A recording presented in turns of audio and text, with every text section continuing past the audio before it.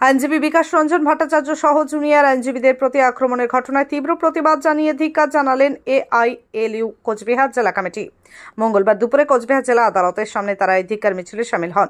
এদিন তারা জানান, পশ্চিমবঙ্গের শিক্ষা থেকে শুরু করে বিভিন্ন দুর্নীতি তুলে ধরতে সেই মামলায় হাইকোর্ট বা সুপ্রিম কোর্টে তুলে ধরা হয় এবং সেই রায় সরকারের বিরুদ্ধে হয়। অর্থাৎ সরকার যখন কোর্টে মামলায় হেরে গেছেন, ঠিক তখনই তৃণমূলের বেশ কিছু আশ্রিত গুন্ডা বাহিনী বিকাশ রঞ্জন ভট্টাচার্য সহ জুনিয়র আইনজীবীদের চেম্বার ঘিরে তাদেরকে হেকেল করা এবং বিক্ষোভ দেখান বলে অভিযোগ।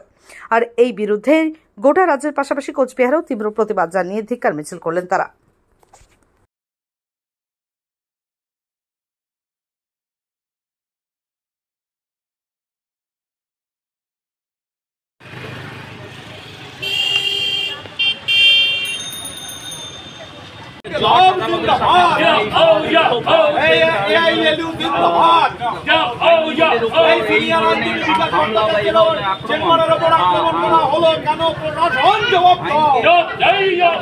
হাইকোর্ট চত্বরে 144 ধারা জারি সত্ত্বে বিকাশ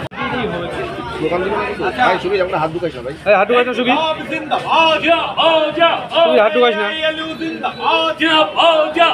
এই সারা ভারত আইনজীবী সমিতি জিন্দাবাদ, এই সারা ভারত আইনজীবী সমিতির নেতৃত্বে আইনজীবীদের ঐক্য চলছে, চলবে। এই হাইকোর্টের অভ্যন্তরে জাজদের বিভিন্নভাবে অপমানিত করা হলো কেন? প্রশাসন জবাব দাও। সারা ভারতবর্ষ জুড়ে গতকাল আমরা সারা ভারতবর্ষ জুড়ে সিনিয়র আইনজীবী, আমাদের প্রথিতযশা আইনজীবী, রাজ্যসভার সাংসদ শ্রী বিকাশ রঞ্জন ভট্টাচার্য, তিনি যখন পশ্চিমবঙ্গের বিভিন্ন শিক্ষা বলুন, অন্যান্য বিষয় বলুন, যেখানেই দুর্নীতি হচ্ছে, সাধারণ মানুষকে যেখানে নানান অসুবিধায় ফেলা হচ্ছে, সেই মামলাগুলো তিনি যখন হাইকোর্ট এবং মহামান্য সুপ্রিম কোর্টে যখন করছেন এবং একের পর এক রায় সরকারের বিরুদ্ধে যখন হচ্ছে, সেই মামলায় তিনি যখন কলকাতা হাইকোর্টের চেম্বারে তিনি যখন উপস্থিত ছিলেন এবং জুনিয়র আইনজীবী ফেরদৌস শামীম সহ অন্যান্যরা এবং মহিলা আইনজীবী তাদের চেম্বারকে ঘিরে ধরে তৃণমূল কংগ্রেস আশ্রিত কিছু গুন্ডা তাদেরকে পাঠিয়ে দিয়ে তাদেরকে দৈহিকভাবে তাদেরকে হেকেল করা এবং তাদের সম্বন্ধে রাস্তা জুড়ে তাদের বিক্ষোভ প্রদর্শন করা, এই সমস্ত কিছু করা হলো 25 তারিখে। তার বিরুদ্ধে আমরা এআইএলইউর পক্ষ থেকে সারা ভারতবর্ষ ব্যাপী আমরা এই কর্মসূচি গ্রহণ করেছি।